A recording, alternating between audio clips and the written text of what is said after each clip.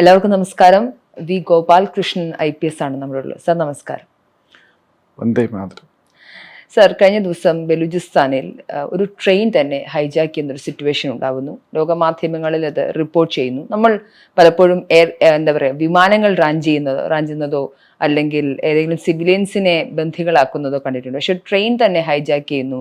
അതിലുള്ള 400-ലധികം സിവിലിയൻസിനെ ബന്ധികളാക്കി വെക്കുന്നു. സാർ, പലപ്പോഴും അപ്പോഴായിരിക്കാം ഈ നാട്ടിലെ മാധ്യമങ്ങളടക്കം ബലൂചിസ്ഥാൻ വിഘടനവാദി സംഘടനയെക്കുറിച്ച് കേൾക്കുന്നത്, അങ്ങനെ ഒരു പ്രശ്നത്തെക്കുറിച്ച് കേൾക്കുന്നത്. എന്താണ് സാർ ബലൂചിസ്ഥാനിൽ സംഭവിക്കുന്നത്? ബലൂചിസ്ഥാനെ പറ്റി നമ്മൾ ഇന്ന് സംസാരിച്ച് തുടങ്ങുന്നതിന് മുമ്പ് ബലൂചി സുന്നി മുസ്ലിംസാണ്. ബലൂചികളുടെ നേതാവായിരുന്ന നവാബ് ബഗൂട്ടി, അദ്ദേഹത്തിൻ്റെ വാക്കുകൾ ഞാനിവിടെ പറയുകയാണ്. പാകിസ്ഥാൻ എന്ന് പറയുന്ന രാഷ്ട്രം 1947 വന്നത്. പക്ഷെ ഞങ്ങൾ ബലൂചികൾ ഇവിടെ ഉണ്ടായിട്ട് ഞങ്ങൾക്ക് 2000 വർഷത്തെ ചരിത്രമുണ്ട്. We have no connection with Pakistan എന്നാണ് അദ്ദേഹം പറഞ്ഞത്. അദ്ദേഹത്തെ കൊന്നുകളഞ്ഞു 2006 8 ഞാൻ ഓർക്കുന്നില്ല, 6 തോന്നുന്നു. 2006 അദ്ദേഹത്തെ പർവേഷ് മുഷറഫ്, പ്രധാനപ്പെട്ട കാര്യം പറഞ്ഞില്ല, അദ്ദേഹം പാകിസ്ഥാൻ്റെ ഡിഫൻസ് മിനിസ്റ്റർ, പിന്നെ ഗവർണറായിരുന്നു. അപ്പം അദ്ദേഹത്തെ പിടിച്ച് പർവേഷ് മുഷറഫ് കൊന്നുകളഞ്ഞു. അന്നൊരു വലിയ ബഹളമൊക്കെ ഉണ്ടായി. അപ്പം അദ്ദേഹം പറഞ്ഞ ഫേമസ് കൊട്ടേഷനാണ്,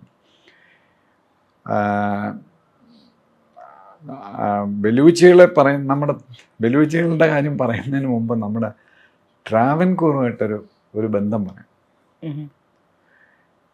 1947 1936 തൊട്ട് 47 വരെ ചട്പട്ട് പട്ടാഭിരാമ രാമസ്വാമി അയ്യർ, നമ്മുടെ CP എന്നറിയപ്പെടുന്ന അഡ്മിനിസ്ട്രേറ്റർ, ദിവാൻ ഇവിടെ ഉണ്ടായിരുന്നല്ലോ, എല്ലാവർക്കും അറിയാവുന്നതാണല്ലോ. അദ്ദേഹം 1947 നമ്മളെ ഇന്ത്യയും പാകിസ്ഥാനും സ്വാതന്ത്ര്യം കിട്ടിയപ്പോൾ ഇന്ത്യക്കും പാകിസ്ഥാനിലും ഉണ്ടായിരുന്ന പഴയ നാട്ടുരാജ്യങ്ങൾക്കെല്ലാം ഇഷ്ടമുള്ള either you join Pakistan or you join India or you can be independent എന്നൊരു പ്രൊവിഷൻ ഉണ്ടായിരുന്നു. അതിൽ നമ്മുടെ CP ഫൈസൽ ഗുലാം മുഹമ്മദ് എന്ന് പറഞ്ഞ നമ്മുടെ ട്രിവാൻഡ്രത്തുകാരനാണ്. അദ്ദേഹം വലിയ സ്റ്റേറ്റ്സ്മാനാണ്. പക്ഷെ അദ്ദേഹത്തെ പറ്റി ആർക്കും ഇപ്പോൾ ഒന്നും അറിഞ്ഞുകൂടാ. നമ്മുടെ ചരിത്രത്തിൻ്റെ ഒരു ഗതികേടാണ് കേരള ചരിത്രത്തിൽ. ഗുലാം മുഹമ്മദ്, അച്യുത മേനോൻ, KPS മേനോൻ, പിന്നെ വേറൊരാളും കൂടെ ഉണ്ട്. അങ്ങനെ 5 അംബാസഡേഴ്സിനെ സിലോൺ, ഓസ്ട്രേലിയ, പാകിസ്ഥാൻ, പിന്നെ ഒരു രാജ്യം കൂടെ ഉണ്ട്. അങ്ങനെ 5 രാജ്യങ്ങളിലേക്ക് അദ്ദേഹം അംബാസഡേഴ്സിനെ പോസ്റ്റ് ചെയ്തു. Travancore is A separate country എന്ന് അദ്ദേഹം അങ്ങനെ നിന്നപ്പോഴാണ്, ബാക്കിയൊക്കെ എല്ലാവർക്കും അറിയാവുന്നതാണ്, അദ്ദേഹത്തെ വെട്ടി ഓടിച്ചു, ഗൂഢാലോചന നടത്തി അടിച്ചോടിച്ചു നമ്മുടെ നെഹ്റുവും ബാച്ചും എല്ലാം കൂടെ ചേർന്നു. അതിൻ്റെ കൂട്ടത്തിൽ അന്ന് Travancore India, we are not joining India, we are independent എന്ന് പറഞ്ഞത് ഒന്ന് ട്രാവൻകൂർ, പിന്നൊന്ന് രാജാ ഹരിസിംഗിൻ്റെ കാശ്മീർ, ജമ്മു കാശ്മീർ, ജുനാഗഡ്, അത് ഗുജറാത്തിലുള്ള പഴയ നാട്ടുരാജ്യമാണ്. ബലൂചിസ്ഥാൻ, ഹൈദരാബാദിലെ നൈസാം, ഇത്രയും പേര് പറഞ്ഞു we are not joining India. അപ്പോൾ അതിനൊക്കെ എന്ത് സംഭവിച്ചെന്നുള്ളത് ഞാൻ പറയേണ്ടതില്ല, എല്ലാവർക്കും അറിയാവുന്നതാണ്. പക്ഷേ ബലൂചികളെ ലീഗൽ അഡ്വൈസറിന് എത്രമാത്രം വിശ്വാസം ബലൂചികൾക്കുണ്ടായിരുന്നു എന്നുള്ളതാണ്. അദ്ദേഹം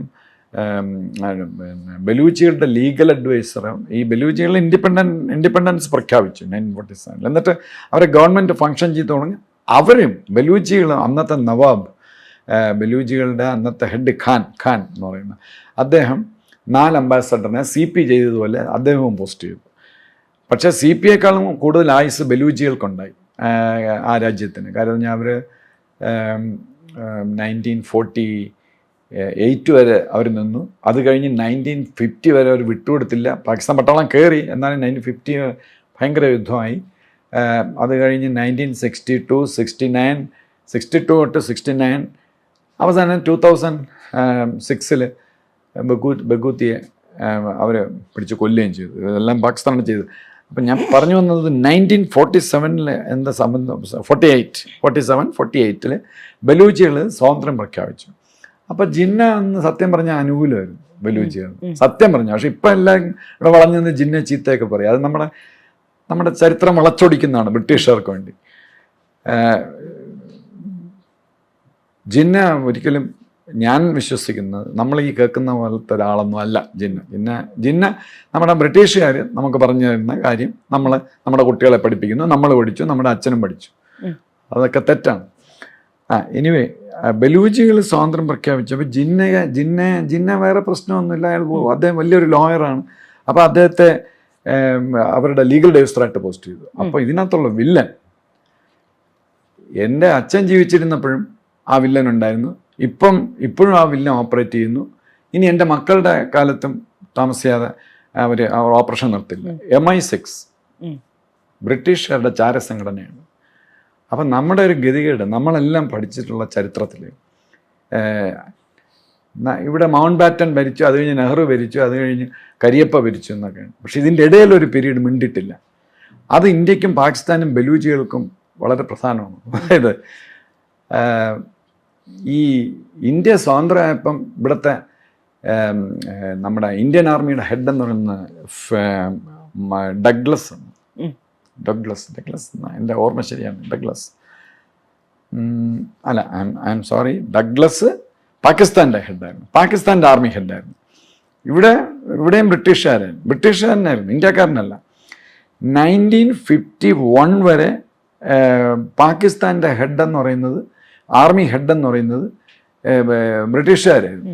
ഇവിടെയും 1949 നമ്മുടെ കരിയപ്പ ചാർജ് എടുത്തു. പക്ഷേ 47 to 49 ഇവിടെ ബ്രിട്ടീഷ് ജനറലായിരുന്നു. അതിൽ പ്രത്യേകിച്ച് ഒരുത്തൻ Roy Bucher, field marshal Roy Bucher എന്ന് പറഞ്ഞ ഒരുത്തനുണ്ടായിരുന്നു. അയാൾ ഇവിടെ, അപ്പുറത്ത് ഡഗ്ലസ്, എല്ലാം ബ്രിട്ടീഷ്. പിന്നെ മൗണ്ട് ബാറ്റൺ ഏറ്റവും മുകളിൽ. ഇവരെ എല്ലാവരും കൂടെ ചേർന്ന് ഒരു പ്ലാൻ തയ്യാറാക്കി. അതായത് ഈ ബ്രിട്ടീഷുകാർ പണിഞ്ഞു കഴിഞ്ഞാൽ, ഇപ്പോൾ പാകിസ്ഥാനും ചൈനയും നമ്മളെ പണിഞ്ഞു കഴിഞ്ഞാൽ നമ്മൾ ഉടനെ അറിയും. പക്ഷെ ബ്രിട്ടീഷുകാർ പണിഞ്ഞാൽ നമ്മൾ ഒരിക്കലും അറിയില്ല, 25 വർഷം കഴിഞ്ഞേ അറിയുള്ളൂ. അപ്പോൾ ബ്രിട്ടീഷുകാർ അന്നൊരു പണി പണിഞ്ഞു. അതാണ് ഈ ബലൂജികൾ ഇന്ന് അനുഭവിക്കുന്നത്. കാര്യം ഈ ജിന്നയെ വിരട്ടി ഭീഷണിപ്പെടുത്തി. ജിന്നയ്ക്ക് വേറെയും പല കാര്യങ്ങളുണ്ട്. ഇന്ത്യയുടെ മറ്റേ കാര്യം, കാശ്മീർ വിട്ടുതരില്ല, മറിച്ച് അന്ന് കാശ്മീർ കിട്ടിയിട്ടില്ല, അന്ന് ബഹളം ഉണ്ടാക്കി ജിന്നയെ ഭീഷണിപ്പെടുത്തി. പക്ഷെ ഇപ്പോൾ പറഞ്ഞ ജിന്ന പാര വെച്ചെന്നാണ് ബലൂജികൾ, അത് കറക്റ്റല്ല. ജിന്നയെ ഭീഷണിപ്പെടുത്തി. ജിന്ന ലീഗൽ അഡ്വൈസറായിരുന്നു. ജിന്ന കൂറുമാറി പിന്നെ ഈ ബ്രിട്ടീഷ് ജനറലിൻ്റെ നേതൃത്വത്തിൽ, ഈ ഡഗ്ലസ് എന്നൊക്കെ പറഞ്ഞു, പിന്നെ വേറെ ആരൊക്കെ ഉണ്ടായിരുന്നു, മേജർ ജനറൽ റാങ്കിലൊക്കെ പാകിസ്ഥാനിൽ, പിന്നെ എല്ലാം ബ്രിട്ടീഷുകാരാണ്. അപ്പുറത്തും ബ്രിട്ടീഷുകാർ, നമ്മുടെ ഇന്ത്യയിലും ബ്രിട്ടീഷുകാർ. അപ്പോൾ MI6 പ്ലാനുണ്ട്. ആ പ്ലാൻ അവർ എക്സിക്യൂട്ട് ചെയ്ത് ഒന്ന് ജമ്മു കാശ്മീരിനെ ഡിവൈഡാക്കി. പിന്നെ ഒരു സാഡ് ആസ്പെക്റ്റ് എന്ന് പറയുന്നത്, എത്ര പേർക്ക് ഈ ഹിസ്റ്ററി അറിയാമെന്ന് അറിഞ്ഞുകൂടാ, പലർക്കും അറിയാമായിരിക്കും. ഞാനൊരു ഉദാഹരണം പറഞ്ഞാണ്. MI6 ഒരു പ്ലാൻ ബലൂജികളോട് ചെയ്തതുപോലെ നമ്മളോടും അവർ പോക്കർത്തനം ചെയ്തു. അതായത് നമ്മുടെ ഇന്ത്യൻ ആർമി, ഈ നെഹ്റുവിൻ്റെ കയ്യിലിരിപ്പ് കാരണമാണ് ഈ ജമ്മു POK, പാകിസ്ഥാൻ ഓക്കുപൈഡ് കാശ്മീർ അപ്പുറത്ത് പോയി. അല്ലാതെ അത് മൊത്തം ഇന്ത്യ പിടിച്ചെടുക്കുമായിരുന്നു. അത് നിയമപരമായിട്ട് നമുക്ക് അനുകൂലമാണ്. പക്ഷേ നമ്മുടെ ഒരു ബ്രിഗേഡിയർ ഉസ്മാൻ എന്ന് പറഞ്ഞ, എത്ര പേർക്ക് ബ്രിഗേഡിയർ ഉസ്മാൻ സാറിനെ അറിയാമെന്ന് എനിക്കറിഞ്ഞുകൂടാ. ബ്രിഗേഡിയർ ഉസ്മാൻ ഇന്ത്യൻ ആർമിയുടെ ഹെഡായിരുന്നു. നൗഷേറ എന്ന് പറയുന്ന കാശ്മീരിലൊരു ഏരിയയുടെ ഹെഡായിരുന്നു. അപ്പം ജിന്ന നേരിട്ട് അദ്ദേഹത്തെ വിളിച്ചു. പിന്നെ നിനക്ക് എത്ര വയസ്സായി? അപ്പം പറഞ്ഞു 35. ബ്രിഗേഡിയർ, ഞാൻ ആർമിയുടെ ചീഫാക്കാം പാകിസ്ഥാൻ്റെ, കമോർ ടു. കാര്യം അയാൾ സാൻഹേസ്റ്റ് കോളേജ് പഠിച്ചാണ്. സാൻഹേസ്റ്റ് ബ്രിട്ടീഷുകാരുടെ ആർമി അക്കാഡമിയാണ്. അവിടെ ഇന്ത്യക്കാരൻ പാകിസ്ഥാനിലൊന്നും കയറ്റില്ല, പക്ഷെ ഭയങ്കര മിടുക്കന്മാരായിട്ടുള്ള 4-5 പേരെ കയറ്റും. അതിലൊരാളായിരുന്നു ഈ ഉസ്മാൻ്റെ അടുത്ത് പറഞ്ഞപ്പോൾ ഇങ്ങനെ പറഞ്ഞു പറ്റില്ല, ഞാൻ ജനിച്ചത് ഇവിടെയാണ്, ഇന്ത്യയിലാണ്, UP-കാരനാണ്, ഞാൻ ഇവിടെ മരിക്കും എന്ന് അങ്ങനെ മുഖത്ത് നോക്കി പറഞ്ഞു, ജിന്നയുടെ മുഖത്ത്. എന്നിട്ട് അദ്ദേഹം ഇന്ത്യൻ ആർമിയുടെ ഹെഡായി ഈ പാകിസ്ഥാനുമായിട്ട് യുദ്ധം ചെയ്യുന്നു. പക്ഷേ ഒരു ഇൻട്രസ്റ്റിംഗ് ആയിട്ടുള്ള കാര്യം, ബ്രിഗേഡിയർ ഉസ്മാൻ ഭയങ്കരമായിട്ട് ഭയങ്കരമായിട്ട് അടിക്കുകയാണ്. പക്ഷേ ഇയാളുടെ എല്ലാ നീക്കങ്ങളും ഇനി എന്തൊക്കെ ചെയ്യാൻ പോകണമെന്നും എല്ലാം ഇവിടുന്ന് നമ്മുടെ റോയ് ബുച്ചർ, ഫീൽഡ് മാർഷൽ അല്ലെങ്കിൽ അയാളുടെ പാർശ്വവർത്തികളെ ബ്രിട്ടീഷുകാർ പിന്നെ അവിടെ വിളിച്ച് പറഞ്ഞു കൊടുക്കും. ഈ അപ്പുറത്തും ബ്രിട്ടീഷുകാരാണ്. അങ്ങനെ ഇയാളെ കൊന്നോളാം, അവർ ചതിയിൽ ഷെല്ല് ചെയ്ത് ഉസ്മാനെ കൊന്നോളാം. ബ്രിഗേഡിയർ ഉസ്മാൻ 36 വയസ്സിൽ അദ്ദേഹം മരണപ്പെട്ടു. അദ്ദേഹത്തിൻ്റെ ജാമിയ ഡൽഹിയിൽ, അവിടെയാണ് അദ്ദേഹത്തിൻ്റെ ഖബർ. അപ്പം അങ്ങനെ ഇന്ത്യക്കാരെ പണിഞ്ഞു ഈ ബ്രിട്ടീഷുകാർ. അത് കഴിഞ്ഞ് അപ്പുറത്ത് ഈ പിന്നെ ബലൂജികളെയും പണിഞ്ഞു. ബലൂജികളെ പണിഞ്ഞിട്ട് അവർ പാകിസ്ഥാൻ ആർമിയെ കയറി. അത് കഴിഞ്ഞ് അവരെ അത് പിടിച്ചടക്കി, അതെല്ലാം ക്യാൻസൽ ചെയ്തു. അവർ ഫങ്ഷൻ ചെയ്തു. 6-8 മാസം അംബാസഡറിനൊക്കെ പോസ്റ്റ് ചെയ്ത് അവർ സെപ്പറേറ്റ് കൺട്രി ആയിട്ട് ബലൂജികൾ ഫങ്ഷൻ ചെയ്തു. പിന്നെ അപ്പോൾ ബ്രിട്ടീഷുകാർ പാകിസ്ഥാന് പണി കൊടുത്താണ്. അന്ന് പാകിസ്ഥാനികൾക്കും ജിന്നയ്ക്കും മനസ്സിലായില്ല. അതായത് ഇപ്പം പണി കൊടുത്തതാണ് ഇപ്പം വന്നത് 2025. പണി ഇവർ 50 വർഷം 100 വർഷത്തേക്കൊക്കെയാണ് സാധാരണ കൊടുക്കുന്നത്. ഇന്ത്യക്കും പാകിസ്ഥാനും അത് തന്നത്. പാകിസ്ഥാൻ അത് ഇതുവരെ മനസ്സിലായിട്ടില്ല. അതാണ് അതിനകത്തുള്ള സങ്കടകരമായ കാര്യം. അപ്പം അങ്ങനെ ബലൂജികളെ റെഡിയാക്കി. അത് കഴിഞ്ഞ് പർവേസ് മുഷറഫ് ഇതാണ് പിന്നെ ബീഹാറിൽ നിന്ന് കുടിയേറിയ മുഹാജിർ മുസ്ലിംസാണ്. അപ്പോൾ പാകിസ്ഥാനിൽ മുഹാജിർ മുസ്ലിംസിന് ഇഷ്ടമല്ല. പഞ്ചാബി മുസ്ലിംസിന് മാത്രമേ അവിടെ രക്ഷപ്പെടാൻ പറ്റൂ. ബാക്കി എല്ലാവരും അമുസ്ലിങ്ങളാണെന്നാണ് അവർ പറയുന്നത്. എല്ലാവരും സുന്നികളാണെങ്കിലും അവർ അക്സെപ്റ്റ് ചെയ്യില്ല. അപ്പം അവരെ ഇടയിൽ ഇയാൾ പ്രൊമോഷനൊക്കെ കിട്ടി വന്നപ്പം ഇയാൾ ആളാകാൻ വേണ്ടി എന്ന് പറഞ്ഞാൽ ഈ പഞ്ചാബികളുടെ ഇടയിൽ മുഹാജിർക്ക് ജീവിക്കണ്ടേ, അങ്ങനെ ഇയാൾ ആളാവാൻ വേണ്ടി ഒരുപാട് അട്രോസിറ്റീസ് ചെയ്തു. അതിലൊന്നാണ് ഇന്ത്യക്കെതിരായിട്ട് കാർഗിൽ വാർ. അപ്പോൾ അതേപോലെ ഇയാളെ പിടിച്ച് ബുഗി, അതിൽ ഡിഫൻസ് മിനിസ്റ്ററായിരുന്നു, പാകിസ്ഥാൻ്റെ ഗവർണർ, അങ്ങനെ പിടിച്ച് കൊന്നോളാം. ഡെഡ് ബോഡി വരെ കിട്ടിയിട്ടുണ്ടോയെന്ന് ഞാൻ ഒരിടത്തും കണ്ടില്ല. ഞാൻ സെർച്ച് ചെയ്തിട്ട് എന്ത് പറ്റിയെന്ന് പറഞ്ഞിട്ടുണ്ടോ. പക്ഷെ ഒരുപാട് റയറ്റൊക്കെ ഉണ്ട്. അപ്പം ഇപ്പം എങ്ങനെയാണിത്? അപ്പോൾ അവർ ഇടയ്ക്കിടയ്ക്ക് വരും, അറ്റാക്ക് ചെയ്യും. BLA ആണ് അതിൽ പ്രോമിനൻറ്റ്. അതിങ്ങനെ കുറേ നാളുകൊണ്ട് നടന്നുകൊണ്ടിരിക്കുകയാണ്. പക്ഷേ അവർക്ക് അച്ഛനില്ലാതായിപ്പോയി. ഈ ബലൂജികൾക്ക് എപ്പോഴും ഒരു അച്ഛൻ വേണമല്ലോ, സ്പോൺസർ വേണമല്ലോ, അതില്ലാതായിപ്പോയി. അപ്പോൾ കാര്യം എന്ന് പറഞ്ഞാൽ പാകിസ്ഥാൻ്റെ കൂടെയാണ് പിന്നെ USA. അപ്പം പിന്നെ എന്തും ചെയ്യാം. പക്ഷെ ഇപ്പം ഈ ദൈവം ക്വസ്റ്റ്യൻ പേപ്പർ മാറ്റിക്കളഞ്ഞെന്ന് പറഞ്ഞ പോലെ ഭയങ്കരമായിട്ട് ഞാൻ പഠിച്ചു പോയി പരീക്ഷകളിൽ. പക്ഷെ ക്വസ്റ്റ്യൻ പേപ്പർ മാറ്റിയെന്ന് പറഞ്ഞല്ല. ബൈഡനാണോ വന്നിരുന്നെങ്കിൽ ഇന്ന് ബലൂജികൾ അനങ്ങില്ലായിരുന്നു. ഒന്നും ചെയ്യാൻ പറ്റില്ല. ആരും ഹെൽപ്പ് ചെയ്യാനില്ല. ഇന്ത്യക്ക് പോലും ഹെൽപ്പ് ചെയ്യാൻ പറ്റില്ല. സോറി. അപ്പോൾ പിന്നെ ബൈഡൻ അല്ല, ഇയാള് ട്രംപ് എന്താ ശ്രദ്ധിച്ചില്ല പാകിസ്ഥാനിൽ എന്താ നടക്കട്ടെ, എനിക്കറിയേണ്ട കാര്യമില്ല എന്നുള്ള അങ്ങനെ വന്നു കഴിഞ്ഞപ്പം ഈ ബലൂജികൾക്ക് മനസ്സിലായി. അതിനെ നമ്മൾ തീർച്ചയായിട്ടും ഇന്ത്യയുടെ ഒരു റോൾ കാണും. എനിക്കൊരു സിവിലിയനായിട്ടത് പറയാം. കാര്യം ഞാൻ കർമ്മ തിരിച്ചു വരികയാണ്. കാര്യം എന്ന് പറഞ്ഞാൽ നമ്മളെ ഇത്രയും നാളും അമേരിക്കയും പാകിസ്ഥാനും ഒക്കെ ചേർന്ന് നമ്മളെ ഉപദ്രവിച്ചു. പക്ഷെ ഇപ്പം പാകിസ്ഥാന് അച്ഛനില്ലാത്ത ഒരു സ്ഥിതിയാണ്. ചൈനയ്ക്കും പാകിസ്ഥാനും. സാർ, അവിടുത്തെ ലഫ്റ്റനന്റ് ജനറലും ഫോറിൻ മിനിസ്റ്ററും ഒക്കെ ഇന്ത്യനെയാണ് ബ്ലെയിം ചെയ്യുന്നത്. അതായത് ഇന്ത്യ സ്പോൺസർ ചെയ്ത അറ്റാക്കുകളാണെന്നാണെന്നാണ് അവരുടെ പ്രശ്നങ്ങൾ മനസ്സിലാവുന്നില്ല. ഇന്റലിജൻസ് വീഴ്ചയെക്കുറിച്ച് അവർ സംസാരിക്കുന്നില്ല. കാര്യം ഒരു ട്രെയിൻ അറ്റാക്ക് ചെയ്യാൻ വേണ്ടി അവർ എത്രത്തോളം ആസൂത്രണം ചെയ്തിട്ടുണ്ട് അതൊന്നും പാകിസ്ഥാൻ്റെ ഇന്റലിജൻസ് വിങ്ങോ അല്ലെങ്കിൽ അവിടുത്തെ ആർമിയോ അവിടുത്തെ പ്രധാനമന്ത്രിയോ അറിഞ്ഞിട്ടില്ല. അപ്പോൾ ഒരു സംഭവം നടന്നതിന് ശേഷം അവരാരോപിക്കുന്നത് ഇന്ത്യൻ സ്പോൺസേർഡ് ആയിട്ടുള്ള ഹൈജാക്ക് ആണെന്നും അറ്റാക്ക് ആണെന്നുമാണ്. ഇന്ത്യയുടെ ഫോറിൻ മിനിസ്ട്രി അതിനെ അഗെയിൻസ്റ്റ് ആയിട്ടുള്ള റിഹേഴ്സലിലെ ഒരു സർക്കുലർ ഉൾപ്പെടെ ഇറക്കുന്നുണ്ട്. അപ്പം ഈ ഒരു ആസ്പെക്റ്റും കൂടി അവിടെ നിലനിൽക്കുന്നുണ്ട്. അതിനെക്കുറിച്ച് കൂടി അല്ല, അത് നാച്ചുറലായിട്ടും അങ്ങനെയാണ്. നമ്മൾ എന്തെങ്കിലും ചെയ്തിട്ട് നമ്മളാണ് ചെയ്തതെന്ന് പറയാൻ പറ്റും. അതൊരിക്കലും ഇപ്പം എനിക്കറിഞ്ഞോട്ടെ, ഞാൻ അറിഞ്ഞേയില്ല എപ്പോൾ ഏത് പിന്നെ ബലൂചിസ്ഥാൻ ഏത് കൊറ്റാന്നൊക്കെ നമ്മൾ ചോദിക്കും. അത് എനിക്ക് പറയാം, ഐ ആം എ സിവിലിയൻ. ഞാനൊന്നും അല്ലല്ലോ ഇതൊന്നും പ്ലാൻ ചെയ്യുന്നത്. പക്ഷേ ഒരു ന്യൂട്രലായിട്ട് നമ്മളൊന്ന് നോക്കുമ്പം അതിനകത്ത് ശരിയാണ്. പക്ഷെ അവന്മാർക്കത് പറയാനുള്ള യോഗ്യത ഇല്ല. ചെറുത്താൻ വേദബോധന പോലെയാണ് പാകിസ്ഥാൻ ഇന്ത്യയെ കുറ്റപ്പെടുത്തുന്നത്. എന്താണെന്ന് വെച്ച് കഴിഞ്ഞാൽ ഇത്രയും ഒരു പാർലമെൻറ്റ് അറ്റാക്ക് ചെയ്യണം. ഡെമോക്രസിയുടെ ലാൻഡ് ഓഫ് ടെററിസം ആണ്. Land of terrorism, nursery of terrorist ആയിരുന്നു പാകിസ്ഥാൻ. ലോകത്തിലെ ഏറ്റവും അധികം ടെററിസം സിറിയയിലൊക്കെ എന്ന് പറഞ്ഞാൽ അത് വേറെ ഒരു ഇതാണ്. ഇത്രയും സ്വന്തം ബ്രദേഴ്സിന് അഗൻസ്റ്റ് ആയിട്ട് ഇങ്ങനെയും കള്ളം പറയുന്ന, ഇങ്ങനെ ചതി ചെയ്യുന്ന ഒരു എൻ്റെ ഒരു പക്ഷം പാകിസ്ഥാൻ അഡ്മിനിസ്ട്രേഷനെ ഞാൻ കുറ്റം പറയില്ല. ഈ നവാസ് ഷെരീഫ്, ഇമ്രാൻഖാൻ, അവർക്കൊക്കെ ഇന്ത്യയായിട്ട് സമാധാന കരാർ ഒപ്പിട്ട എന്തെന്ന് വരാനും, പക്ഷെ കൊന്നു കളഞ്ഞാൽ സമ്മതിക്കില്ല പാകിസ്ഥാൻ ആർമി. പാകിസ്ഥാൻ ആർമിയാണ് അവിടുത്തെ എല്ലാം തീരുമാനിക്കുന്നത്. അത് പാകിസ്ഥാന് കിട്ടിയത് 1947 ശേഷം കിട്ടിയത് അവരുടെ ആർമി ഭരണമാണ്. ഒരിക്കലും അവർ സിവിലിയൻസ് ഷൈൻ ചെയ്തിട്ടില്ല. അപ്പം പാകിസ്ഥാൻ ആർമി സമ്മതിക്കില്ല.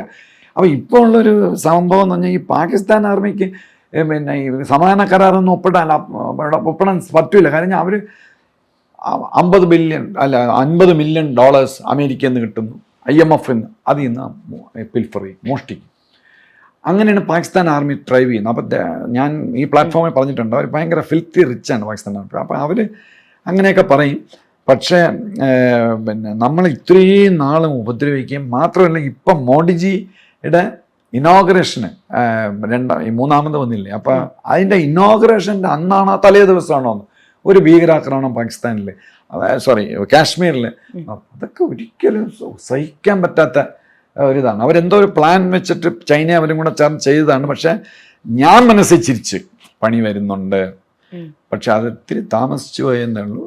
പണി ഇനിയും വരും. അപ്പോൾ അത് ശരിയായിരിക്കാം, തെറ്റായിരിക്കാം, എനിക്ക് അറിഞ്ഞൂടാ. പക്ഷേ ബലൂച്ചികൾക്ക് സപ്പോർട്ടുണ്ട്, അല്ലെങ്കിൽ അവരിങ്ങനെ ചെയ്യില്ല. US ഇടപെടില്ല. പിന്നെ നമ്മുടെ ശത്രുവിൻ്റെ ശത്രു മിത്രം. ഇപ്പം താലിബാൻ അഫ്ഗാനിസ്ഥാൻ നമ്മുടെ സ്വന്തം ആള്, നമ്മ ആള് അഫ്ഗാനിസ്ഥാനും പാകിസ്ഥാൻ്റെ ശത്രുവാണ് അഫ്ഗാനിസ്ഥാൻ. അപ്പം നമുക്ക് അവിടെ എന്തൊക്കെ പരിപാടികളുണ്ട്. So you mention China, right? ഇപ്പം ചൈനയെ പാകിസ്ഥാൻ ഒരു എക്കണോമിക് കോറിഡോറിനെ കുറിച്ച് കൂടി ചിലപ്പോൾ ഇവിടെ സംസാരിക്കേണ്ടതായിട്ട് വരും. അയ്യാ, അപ്പോൾ ഇത് സത്യത്തിൽ ബലൂചിസ്ഥാൻ എന്ന് പറഞ്ഞു കഴിഞ്ഞാൽ വളരെയധികം എന്താ പറയുക, ഗോൾഡ് ഉള്ള, മിനറൽസ് ഉള്ള, അറ്റ് ദ സെയിം ടൈം വലിയൊരു കോസ്റ്റൽ ഏരിയ ഉള്ള, വിഭവസമൃദ്ധമായ ഒരു ഏരിയയാണ്. അപ്പം ഇവരുടെ ഒരു പ്രധാനപ്പെട്ട ആവശ്യം തന്നെ ഞങ്ങളെ ലൂട്ട് ചെയ്യുകയാണ് ഇവിടെയുള്ള ആളുകൾ, ഞങ്ങൾക്ക് പക്ഷേ വികസനം ലഭിക്കുന്നില്ല എന്നാണ് പറയുന്നത്. സാറേ, അങ്ങനെ ഒരു പെർസ്പെക്റ്റീവിൽ ഈ ചൈനയുടെ ഒരു ഇൻവേഷൻ, അല്ലെങ്കിൽ ദ ഇൻഫ്ലുവൻസ് ഓഫ് ചൈന, അല്ലെങ്കിൽ ഇവർക്ക് വികസനം കിട്ടുന്നില്ല, പാകിസ്ഥാനിൽ ഇവിടെയും വികസനമില്ല, എന്നാൽ പോലും ഈ ഒരു ആർഗ്യുമെന്റിനെ ശരിവെച്ചുകൊണ്ട് ഏതെങ്കിലും ഒരു പോയിന്റിൽ നമ്മൾ എല്ലാവരും ടെററിസ്റ്റുകളാണെന്ന് പറഞ്ഞാൽ പോലും ആരാണ് റീസണബിൾ ടെററിസ്റ്റ് എന്നൊരു ക്വസ്റ്റ്യൻ വന്നാൽ which side you will choose എന്നൊരു ചോദ്യമുണ്ട്. ഈ ബലൂച്ചികൾക്ക് പിന്നെ ടെററിസം അല്ലാതെ പിന്നെ അവരെന്തോ ചെയ്യും? ലോകത്തിൽ പിന്നെ സമാധാനത്തിൽ കൂടെ ഭരണം പിടിച്ചെടുത്തിട്ടുള്ള ലോകത്ത് ഏതെങ്കിലും ഒരു രാഷ്ട്രമുണ്ട്? ഇന്ത്യ പോലും അങ്ങനെയല്ല. നേവൽ റിബല്യൻ കൊണ്ടാണ് നമുക്ക് കിട്ടിയെന്ന് ഞാൻ പറയും, അല്ലാതെ ഞാൻ പറയുന്നില്ല, കോൺട്രവേഴ്സിയാവും. നേവൽ റിബല്യനാണ് ഇമ്മീഡിയറ്റ് റീസൺ നമുക്ക്, അല്ലാതെ സമാധാനം സത്യാഗ്രഹം നടത്തിയൊന്നുമല്ല. ലോകത്തിലെല്ലാവരും പിന്നെ വിപ്ലവം നടത്തി വയലൻസ് കൂടെ തന്നെയാണ് വന്നത്. അതുകൊണ്ട് ബലൂജികൾ സമാധാനം എന്ന് പറഞ്ഞു പോയി സത്യാഗ്രഹം വരുന്നു കഴിഞ്ഞാൽ പിന്നെ ബലൂജി എന്ന് പറഞ്ഞാൽ ഒരെണ്ണം ബാക്കി കാണില്ല, എല്ലാവരും അവർ നശിപ്പിക്കും. പിന്നെ ഇയാളുടെ ചൈനയുടെ ചോദ്യം, 1958 ഈ ഗദാർ പോർട്ട് നമ്മുടെ നെഹ്റുവിൻ്റെ അടുത്ത് ചോദിച്ച് വേണമെന്ന് ചോദിച്ചു. ഒമാൻ ഇന്ത്യയുടെ ഏറ്റവും വലിയ സുഹൃത്ത് രാഷ്ട്രമാണ് ഇപ്പോഴും, എന്നും അന്നും ഒമാനും ഇന്ത്യയും തമ്മിൽ ഒരു വല്ലാത്ത ബന്ധമാണ്. ഒമാൻ ചോദിച്ച് നിങ്ങൾക്ക് വേണമെന്ന് ചോദിച്ചു. അപ്പം ഇങ്ങനെ പറഞ്ഞു, അയ്യേ അതാക്ക് വേണം, ചുമ്മാ കുറെ അവിടെ ഒരുപാട് തിരമാലകളൊക്കെ ഉണ്ട്, നമുക്ക് ഇന്ത്യക്ക് വേണ്ടെന്നോ. നെഹ്റു ഇതുപോലെ പലതും വേണ്ടെന്ന് പറഞ്ഞ് നമുക്കിപ്പോൾ ഭയങ്കര പണിയായിട്ട് വരെയാണ്. അവർ 1958 അപ്പോൾ പാകിസ്ഥാൻ നല്ല, അന്ന് കുറച്ചുകൂടെ എൻ്റെ അഭിപ്രായത്തിൽ കുറച്ചുകൂടെ ബുദ്ധിയുള്ള ആളുകളുണ്ടായിരുന്നു. അവരെന്താ ചെയ്തെന്ന് പറഞ്ഞു കഴിഞ്ഞാൽ ചാടി കയറി, പൈസയില്ല പാകിസ്ഥാന്. ആഗാഖാൻ എന്ന് പറഞ്ഞാൽ ഇസ്മയിലി അവർ ഷിയ കമ്മ്യൂണിറ്റിയുടെ ഒരു ഡിവിഷനാണ്. ആഗാഖാൻ എന്ന് പറഞ്ഞാൽ ഭയങ്കര റിച്ചായിട്ടുള്ള ആൾ, നമ്മുടെ ഹൈദരാബാദിൽ നിന്ന് മറ്റേ പോയ ആളാണ്. അതിപ്പം മരണപ്പെട്ടു, അദ്ദേഹത്തിൻ്റെ മകനാണ് മരണപ്പെട്ടത്, എനിക്ക് തോന്നുന്നു കഴിഞ്ഞ മാസമോ മറ്റോ. ആഗാഖാൻ്റെ നിന്ന് പൈസ വാങ്ങിച്ചിട്ട് $4 മില്യൺ ഈ ഗദ്ദാർ പോർട്ട് വാങ്ങി. പക്ഷെ അത് വാങ്ങുമ്പോൾ ഈ ചില നമ്മുടെ കാരണവന്മാർ പറയില്ല, ഇരിക്കട്ടെ ആ ഒലക്ക, അല്ലെങ്കിൽ മറ്റേ ഉരുളി ഇരിക്കട്ടെ എന്ന് പറഞ്ഞാൽ എന്തിനെന്നാ അറിഞ്ഞൂടാ, അത് വാങ്ങിച്ചങ്ങ് വെച്ചു. പാകിസ്ഥാനിൽ അല്ല, പാകിസ്ഥാൻ ഈ അടുത്ത കാലത്ത് ചൈനയുടെ സഹായത്തോടെ, ചൈന നേരത്തെ കണ്ടുപിടിച്ച് പാകിസ്ഥാൻ അടുത്ത് മിണ്ടിയില്ല. അവിടെ കംപ്ലീറ്റ് മിനറൽ ഡെപ്പോസിറ്റ്സ് ആണ്, ഗോൾഡ്, അയൺ, എന്താ ചെമ്പ് എല്ലാം ഉണ്ട്. അപ്പം പിന്നെ ഗ്യാസ്, പെട്രോൾ അതൊന്നും എടുത്തു തുടങ്ങിയിട്ടില്ല. പക്ഷേ 40-45% ഓഫ് ടോട്ടൽ പാകിസ്ഥാനാണ് ബലൂചിസ്ഥാൻ. പക്ഷെ പോപ്പുലേഷൻ 1 മില്യൺ അല്ല, കഷ്ടിച്ച് 1 ലക്ഷം 2 ലക്ഷം, ക്ലോസ് ടു 5 മില്യണോ മറ്റേ ഉള്ളൂ. വളരെ കുറവാണ് പോപ്പുലേഷൻ. അപ്പോൾ അത് ഡെസർട്ടാണ്. ചഗായ് അവർ പാകിസ്ഥാനാണ് സ്ഫോടനം നടത്തിയത് ചഗായ് ഹിൽസിലാണ്. അത് ഇവരുടെ ബലൂചിസ്ഥാൻ്റെ ഏരിയയാണ്. അത് ഡെസർട്ടഡ് ഏരിയ ആയിട്ടാണല്ലോ അവർ സെലക്ട് ചെയ്തത്. അപ്പോൾ ഇപ്പം ചൈന ഇത് കണ്ടുപിടിച്ചപ്പം ചൈന 1963 ചെയ്തതുപോലെ പാകിസ്ഥാൻ ഓക്കുപ്പൈഡ് കാശ്മീരിൻ്റെ 55%, കാശ്മീരിൻ്റെ 55% പാകിസ്ഥാൻ കൊണ്ട് നമ്മളിൽ 45 ഇനിഷ്യൽ, അതിൽ 20% കട്ട് ചെയ്ത് ചൈനയ്ക്ക് കൊടുത്തു. പോക്കത്തിനാണ് കാണിച്ചത്, പാകിസ്ഥാനും ചൈനയും രണ്ടുപേരും. അതിൽ കൂടെയാണ് അവർ ഹൈവേ ഒക്കെ വെട്ടിയിരിക്കുന്നത്, മറ്റേ സിൽക്ക് റോഡും ഒക്കെ. ഇപ്പോൾ പാകിസ്ഥാൻ ഓക്കുപ്പൈഡ് കാശ്മീരിൻ്റെ 20% ചൈനയുടെ കയ്യിലാണ്. അപ്പം അതേപോലെ ഈ ഗദ്ദാർ പോർട്ടിൽ എന്തിന് ചൈന വന്നതെന്ന് ചോദിച്ചാൽ, ഈ ചൈനയുടെ ഷിപ്പ് ഇന്ത്യ ആക്രമിക്കണമെങ്കിൽ ഏകദേശം 3000 കിലോമീറ്റർ കറങ്ങി വരണം സീ കൂടെ. അത് ഭയങ്കര ബുദ്ധിമുട്ടാണ്. ഇവിടെ എത്തുന്നതിന് മുമ്പ് തന്നെ ഇന്ത്യ കാര്യം നേടാനുള്ളതാണ്. അപ്പം ചൈനയ്ക്ക് ഇവിടെ എത്താൻ പറ്റില്ല. അപ്പം ചൈനയ്ക്ക് വെപ്രാളമാണ്. അപ്പം ചൈന ഈ പെട്ടെന്ന് നമ്മുടെ ഇന്ത്യൻ ഓഷനിലേക്കും അറേബ്യൻ സീയിലും കയറാൻ വേണ്ടി ജിങ്യാങ് പ്രോവിൻസിൻ്റെ അവിടുന്ന് ഒരൊറ്റ റോഡാണ് പണി. അതാണ് ഈ സിപെക്. അത് ആ ഒറ്റ റോഡ് നേരെ ഗദാറിൽ വന്ന് കയറുക. അപ്പം ഗദാറിൽ വന്ന് കയറുമ്പം അറബിക് ഓഷനിൽ ഓപ്പണിംഗ് ആയി ചൈനയ്ക്ക്. അല്ലെങ്കിൽ അറബിക് ഓഷനിൽ വരണമെങ്കിൽ 2500 കിലോമീറ്റർ കറങ്ങി വരണം ഷിപ്പ്. 2500 കിലോമീറ്റർ എത്ര ദിവസം എടുക്കുമെന്ന് ആലോചിച്ചാൽ മതി. അപ്പം അതൊന്ന്. പിന്നെ ഈ ഗുഡ്സ് ട്രെയിൻ, റോഡ്, പിന്നെ സീ, ഇങ്ങനെ 3 ഇതുണ്ട്. 3 വേയിൽ ആക്സസ് ഉണ്ട് ഈ ചൈനയ്ക്ക് പെട്ടെന്ന് ചെയ്യാം. പക്ഷെ ഒരു യുദ്ധത്തിനങ്ങ് അത് അത്ര അങ്ങ് ഉപയോഗിക്കില്ല. ഞാൻ കുറച്ച് ഇതുവഴി കൊണ്ടുവരാൻ പറ്റുള്ളൂ. പക്ഷെ ഈ മിനറൽസ് എല്ലാം കടത്തിക്കൊണ്ടുപോകാം.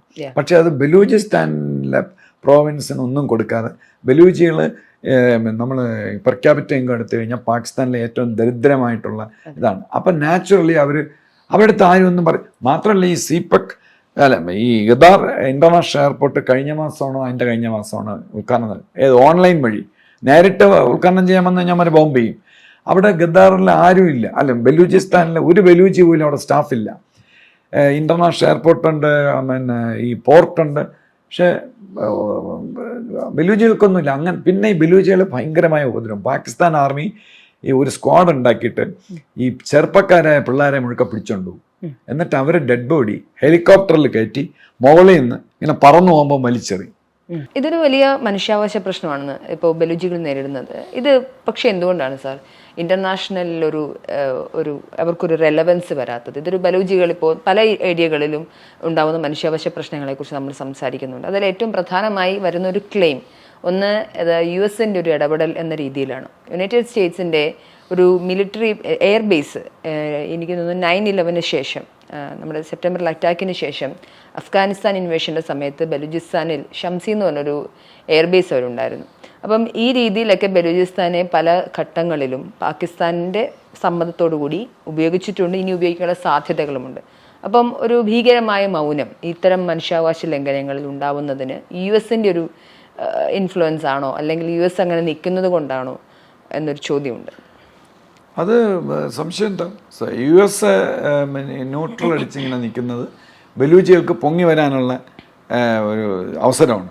പക്ഷേ അതിൻ്റെ പിന്നിൽ US-ന് ഒരു സെൽഫിഷ് ഇൻട്രസ്റ്റ് ഉണ്ട്. കാരണം ഈ ഗദ്ദാർ പോർട്ട് ചൈനയ്ക്ക് കൊടുക്കാൻ US-ന് താല്പര്യമില്ല, ഇന്ത്യക്കും അത് ഗുണമാണ്. കാര്യം ഗദ്ദാർ പോർട്ട് ചൈനയുടെ കയ്യിലാണ്. ചൈനയ്ക്ക് ഉപയോഗിക്കാൻ കൊടുത്തു കഴിഞ്ഞാൽ നമുക്ക് പാരയാണ്. അപ്പോൾ അത് അവിടെ അമേരിക്ക വന്നു കഴിഞ്ഞാൽ നമുക്ക് പ്രശ്നമില്ല എന്നാണ് ഇന്ത്യക്കാർ വിചാരിച്ചത്. എന്ന് വെച്ചാൽ ചൈന വരുന്നതിൻ്റെ അത്ര പ്രശ്നം അമേരിക്ക വരുമ്പോൾ ഇല്ല. നമ്മുടെ ശത്രുക്കൾ പാകിസ്ഥാനും ചൈനയല്ലേ.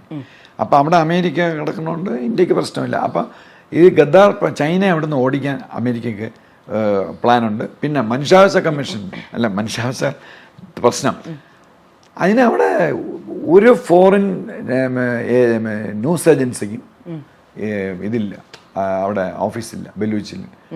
എന്ന് പറഞ്ഞാൽ ഇപ്പം തന്നെ ഈ ട്രെയിൻ തട്ടിക്കൊണ്ടുപോയി.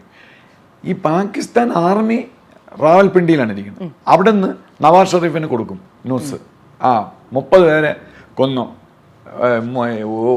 ഒരു പാകിസ്ഥാൻ ആർമിക്കാരൻ ചത്തു, അതവൻ മറിഞ്ഞു വീണ് ചത്തതാണ് എന്ന് കൊടുക്കുമ്പോൾ അങ്ങനെ വായിക്കും. ഇത് ആണ് വെളിയിലോട്ട് വേണം.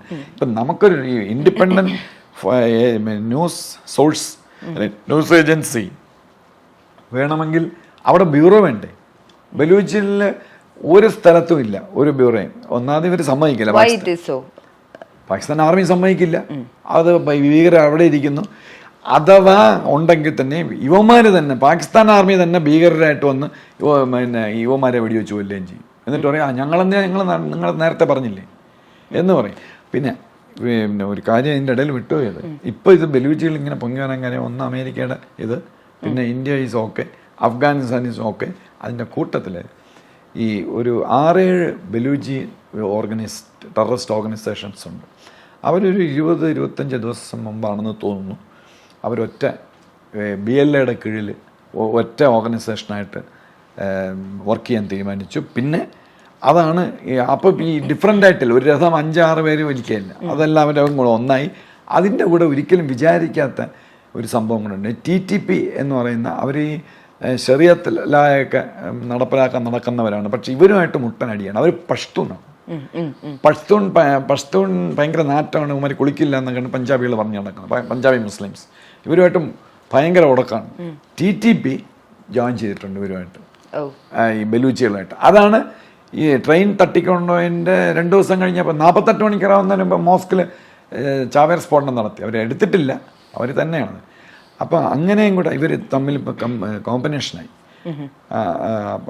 അങ്ങനെയൊക്കെയുള്ള സംഗതികൾ അവിടെ ഉണ്ട്. ഓക്കെ സർ, ദ ഫ്യൂച്ചർ എന്തായിരിക്കും? ഇനി ഒരു വിഘടനവാദത്തെ എങ്ങനെ അടിച്ചമർത്തുക എന്നുള്ളതാണ് എപ്പോഴും ഒരു സ്റ്റേറ്റ് ചെയ്യുന്ന കാര്യം. അവരുടെ കേട്ടുകൊണ്ട് അവരെ ഒരു ടെററിസ്റ്റ് ഓർഗനൈസേഷനായിട്ട് എസ്റ്റാബ്ലിഷ് ചെയ്തിട്ടുണ്ട്. സോ ഭാവി എന്തായിരിക്കും ബലൂചിസ്ഥാൻ്റെ എന്നൊരു ചോദ്യം കൂടിയുണ്ട്. കാര്യം ചൈന പോലൊരു വലിയ രാഷ്ട്രം അതിനെ നോക്കി വെച്ചിരിക്കുന്നു.